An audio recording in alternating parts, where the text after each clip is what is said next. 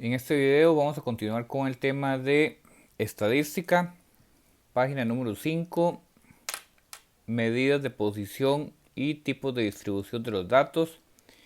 Con respecto a los grupos de datos que vimos en las páginas anteriores, en las cuales se encontraba la moda, mediana y la media aritmética, que era lo mismo que el promedio, la posición de los tres, dependiendo de cómo son los datos que me dan, van a tomar tres formas, que son las que vamos a analizar acá. Primero, en el caso número uno, vamos a llamar a esta distribución que es asimétrica positiva porque esta línea se extiende hacia la derecha.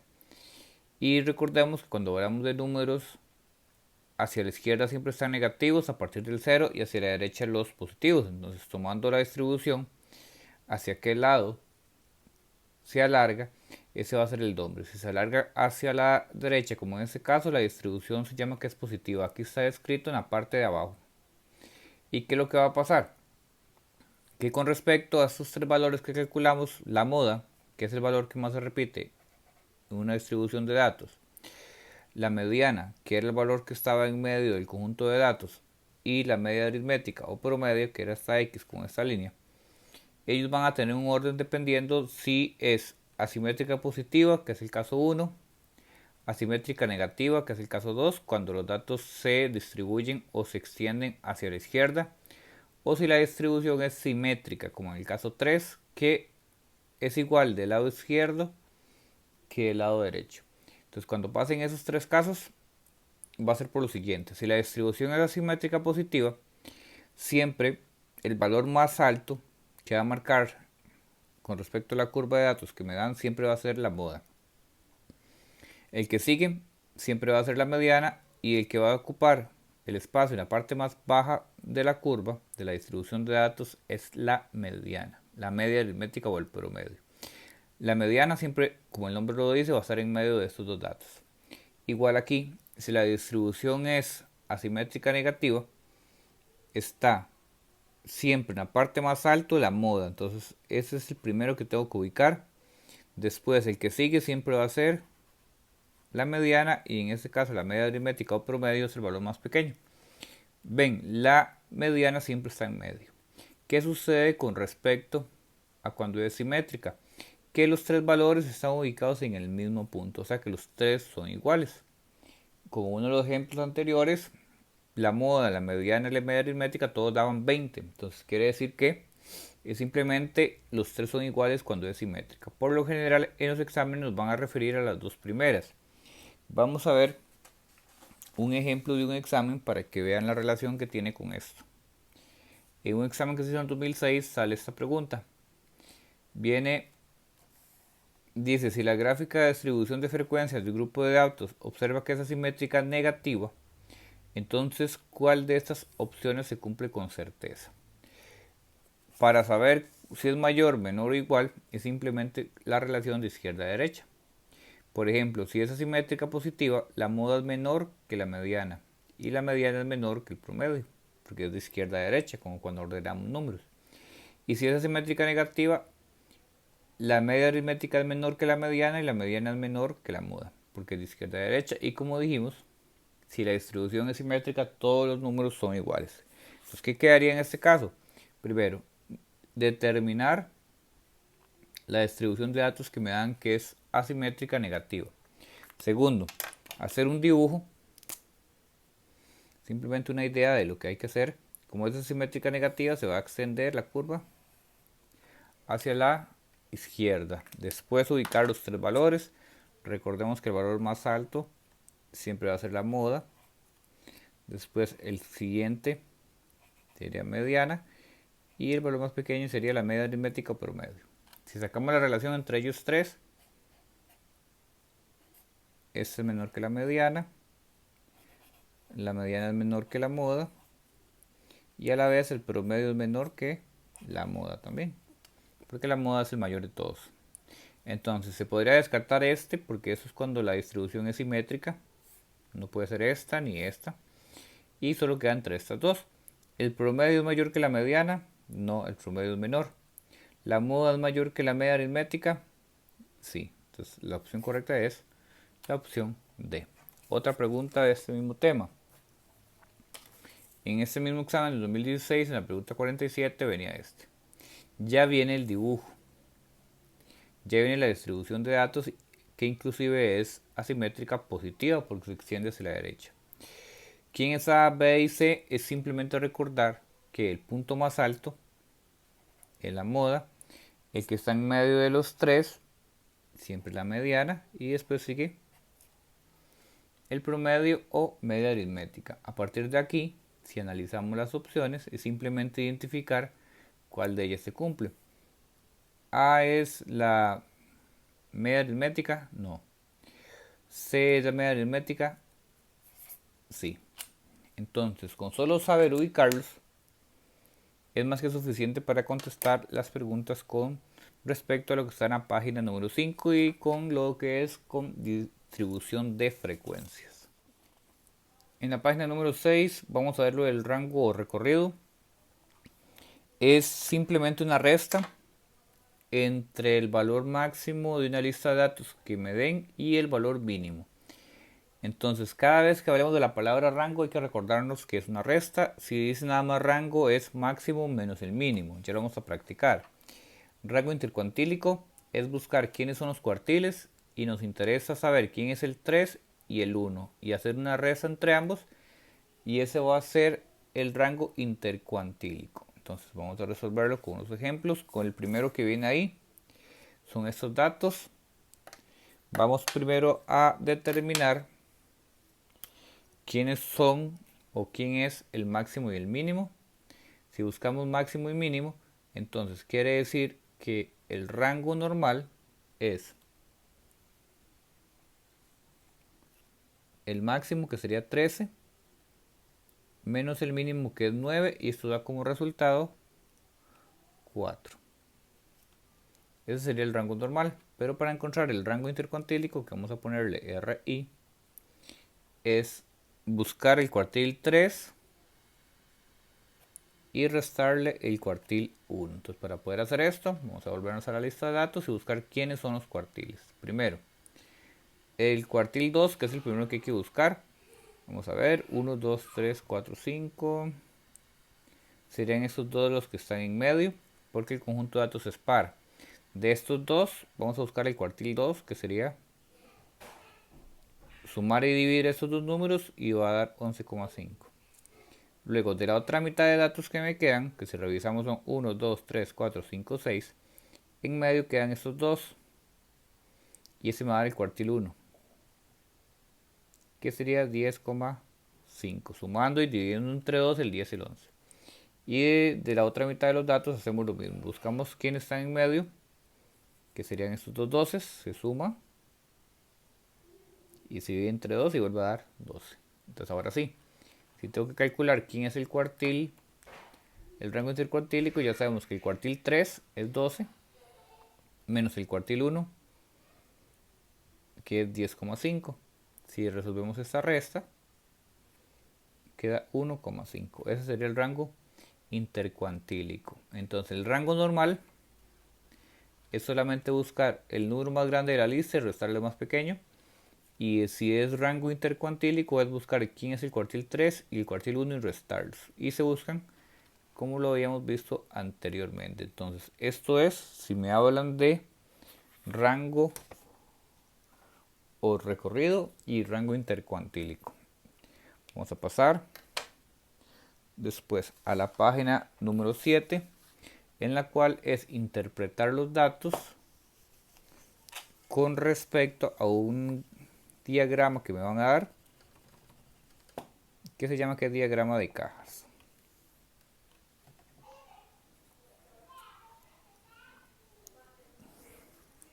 En ese diagrama de cajas, en esta página 7, me hablan de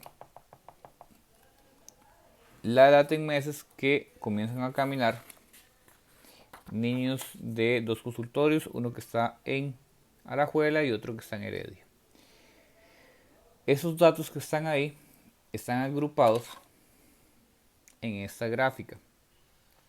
En esta gráfica aquí debajo viene una escala y cada número que está ahí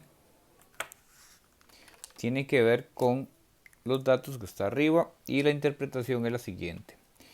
Este diagrama de cajas me indica en esta primera línea, si no viene ninguna marca, esto me va a establecer a mí quién es el mínimo.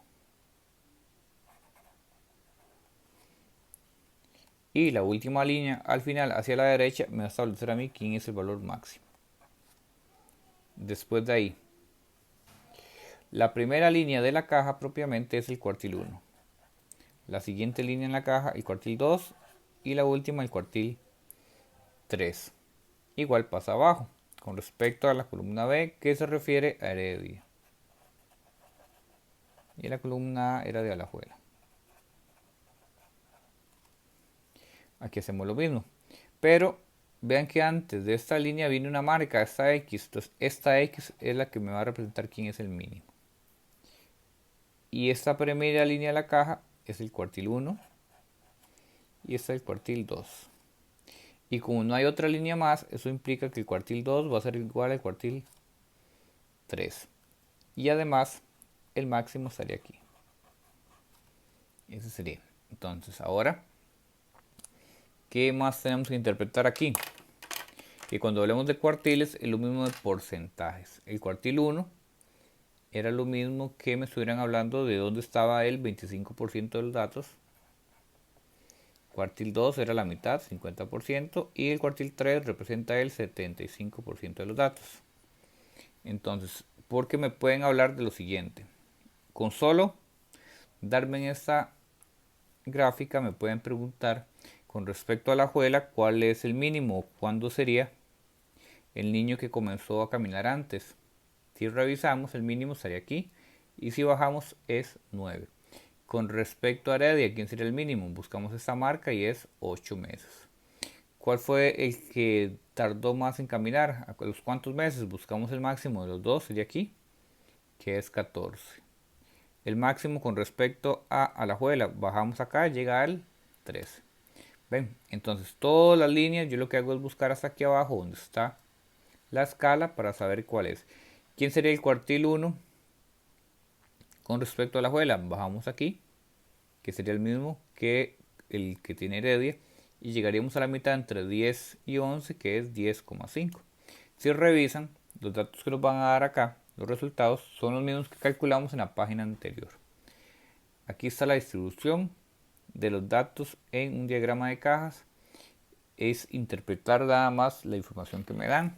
A partir de ese diagrama, en la página siguiente, hay 3 proposiciones que hay que ver si son falsas o verdaderas. En la primera dice que en la mayoría, que en Alajuela, la mayoría de los niños que caminaron están comprendidos entre el 50 y el 75%.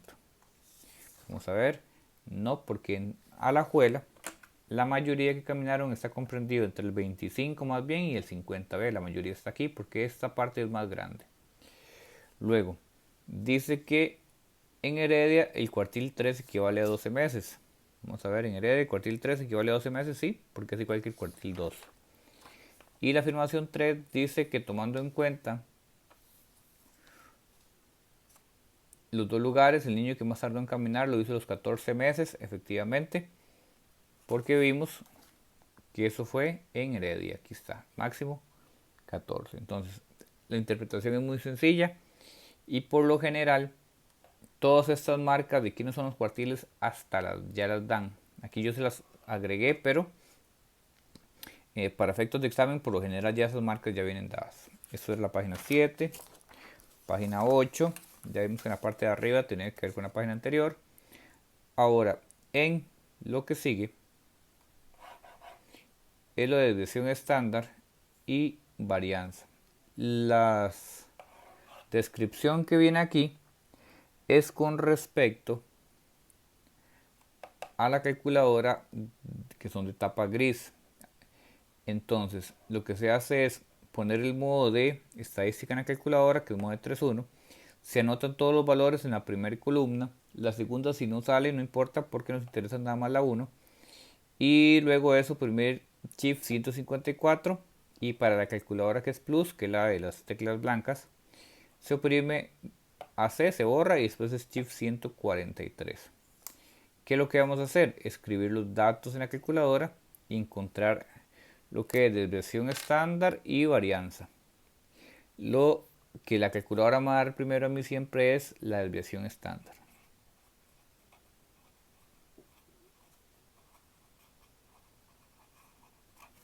Este es el que me va a dar la calculadora a mí siempre, pero lo que tenemos que hacer es agregarlo en la calculadora.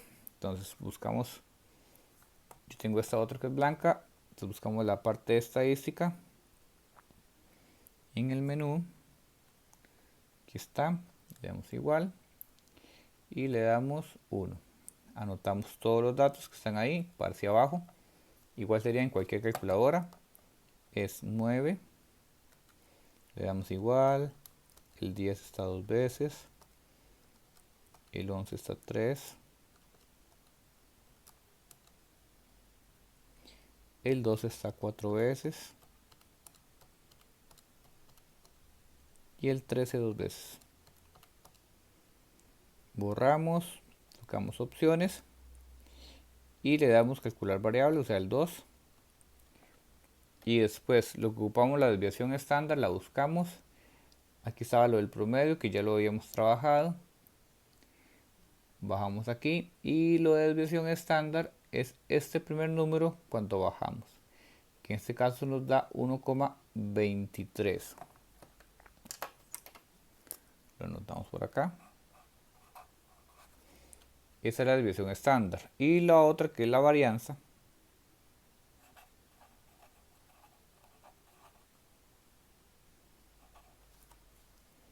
lo de la varianza, a como me lo dicen ahí, es elevar al cuadrado este resultado. Entonces, si usted eleva esto a la 2, le va a dar la varianza. Eso es para que tiene la otra calculadora. El que tiene esta calculadora blanca, simplemente lo que tiene que hacer es volver a subir y ver este que dice al final SC, pero ese con ese 2 arriba, y da 1,51. Para efectos de esta calculadora blanca, entonces, desviación estándar es el que dice SX y varianza es el que dice S2X. Así. Con esta calculadora blanca, bueno, esta parte de estadística es un poco más fácil porque es nada más poner los datos y ella da todo de una sola vez, inclusive estos dos datos. Entonces aquí está lo que es desviación estándar y varianza. La calculadora entonces siempre da la varianza primero y después desviación estándar y después varianza. En las calculadoras para lo cual están indicados todos el procedimiento aquí arriba, siempre ella me va a dar este primero, desviación estándar, y para encontrar el otro, ese numerito que me dio, que con solo dos decimales que noten es suficiente, se eleva a la 2 y da el otro número. Entonces, para que lo repasen con ese, aquí está el primero, para que puedan hacer el número 2. Página número 9. Coeficiente de variación. Esta fórmula está en el examen, en la página de atrás, con el nombre.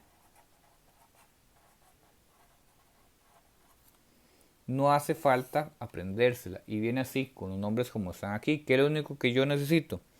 La desviación estándar y media aritmética, que es lo mismo que el promedio. Esos valores ya me los van a dar. Formo esa fracción y se multiplica por 100. En el ejemplo que tenemos acá, es comparar dos conjuntos de datos y uno se refiere a unos toros y otro se refiere a unas cabras. Dice que con respecto a los toros, la media es de 480 y la desviación estándar de 45 kilogramos, y con respecto a las cabras, la media es de 90 kilogramos y la desviación estándar de 10 kilogramos. ¿Qué grupo es más homogéneo? Quiere decir que tiene menos variabilidad en los datos. Entonces, ¿qué es lo que hay que hacer aquí?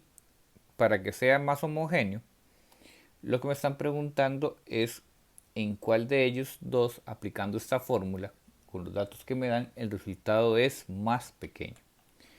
Entonces, si revisamos aquí, con respecto a los toros, simplemente cumplimos lo que me dan en la fórmula, la desviación estándar va arriba y lo que es la media aritmética abajo, y ese 100 que es parte de la fórmula.